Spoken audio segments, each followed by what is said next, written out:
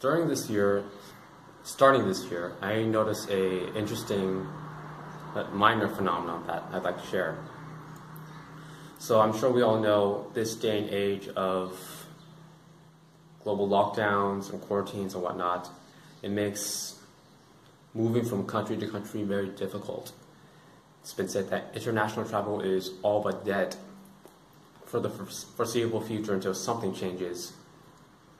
So when people see me, especially when I'm in a place where I look different, such as here, when they see me in Mexico, they see me here in Tanzania, they're naturally curious, understandably curious on why I'm able to be in said country and what I'm doing. Of course, sometimes I just give them a very brief answer if they're just someone passing by, such as I'm seeing the world.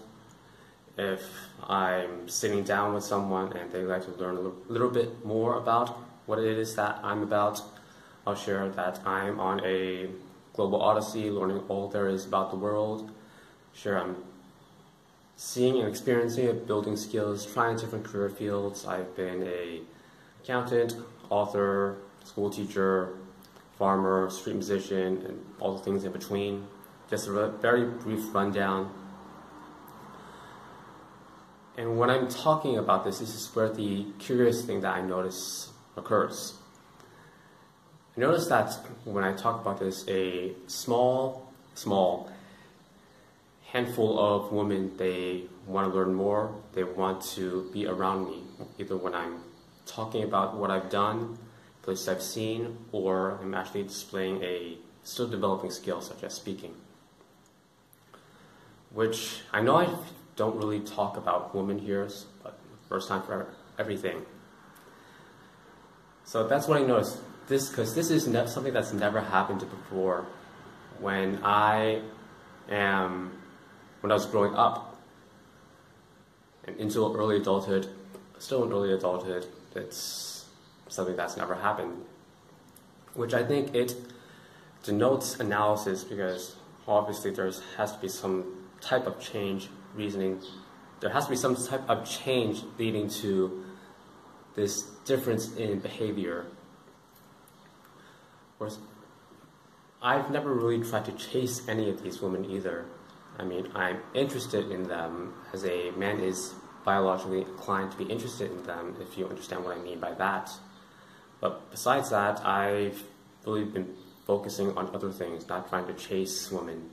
I've been focusing on seeing new things, building new skills, experiencing the world. That's really what I've been focusing on, and I'm still continuing to focus on. Which it brings me to something that I believe I brought up over a year ago now. Well, almost a year ago actually, when I said that in contrast to they're relatively young women, young men, such as myself, we are the most disposable members of society. And what I mean by that? Well, I'd like to connect that to a fairly recent experience when I was in Mexico. When I was in Mexico doing some farm work, one of my hosts, he was showing me around his complex, all the different construction projects he has on, some of the seeds he's growing. And then he got to the pigs in this pen that he had recently purchased and acquired, saying that he was going to be breeding them for meat. You know, pork is very common meat. He's breeding them. He has 10 pigs. And he said he bought 8 female pigs and 2 male pigs to breed them. Now, this isn't to say that humans are like pigs. We're a bit more advanced than that. It's no longer acceptable for 2 males to be procreating with 8 females. Most human civilization, we have some sort of monogamous structure, such as marriage, where it's 1 male, 1 female. So this behavior of 1 male mating with several females is no longer a very common practice in human civilization, which is the most advanced civilization, advanced organism in the world. This is no longer acceptable. As this is no longer a accepted practice, this male-female dynamic, it has permeated into other facets of life.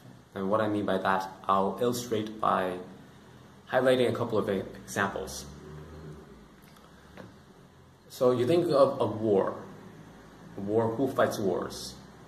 It's young men. It's young men that get sent to the battlefield to die in some war, to advance someone else's interests.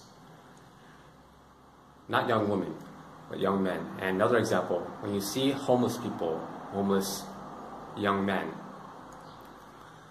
homeless people, they tend to be young men, older men as well. You don't really see a lot of female homeless people. Of course, when you do, their condition is often tragic. I don't want to get into that. Most of the homeless are men. Because society, instead of having 2 male pigs and 8 female pigs, instead our society has been structured as to offer more safety nets to females, to women. If they make the same mistakes, whereas they make the same mistakes as men do, there are more systems there to protect and shelter them from the repercussions of said mistakes. Men, however, do not have such protection. But on the other side of the spectrum, the men that do things right, they provide, people want to be around them. These men, instead of having many mates, many female mates, which is not acceptable, instead they have acquired what society values. They acquire the political power, the social standing, the money being a social indicator of how much a society values you. And these three, a combination of these three, political power, social standing, and money, it leads to people naturally wanting to be around them, as people want to be around people that are of high value, which naturally, again, leads to a larger pool of potential mates. And this said male, this said man, having more options in picking the best mate out of them all. So that's how it works in human civilization. Instead of having many, the man that does the best is one of the 2 pigs, so to say, 2 male pigs, gets the pick of the litter. Now, getting from that point, the young man that doesn't really have much, doesn't have the political power, social standing, money, as most young men don't unless they inherit it, to a position where they actually have these 3 things. Well, that requires the young man to use one of his most valuable assets. That is time. You need time to acquire these things.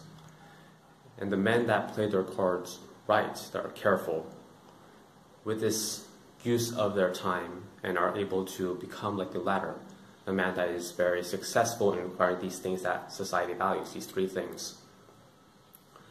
Well, he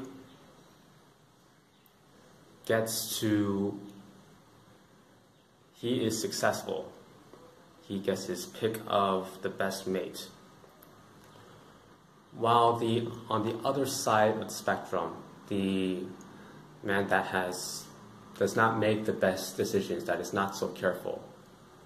In human civilization, he gets tossed to the wayside. He becomes homeless or someone that is of low social value. While outside of human civilization, in the animal realm, that male becomes one of the 6 male pigs that does not get to mate. So then the answer to value creation, which one you want to be, the high value or low value, the successful, unsuccessful becomes a very simple answer, but the execution is exceedingly difficult.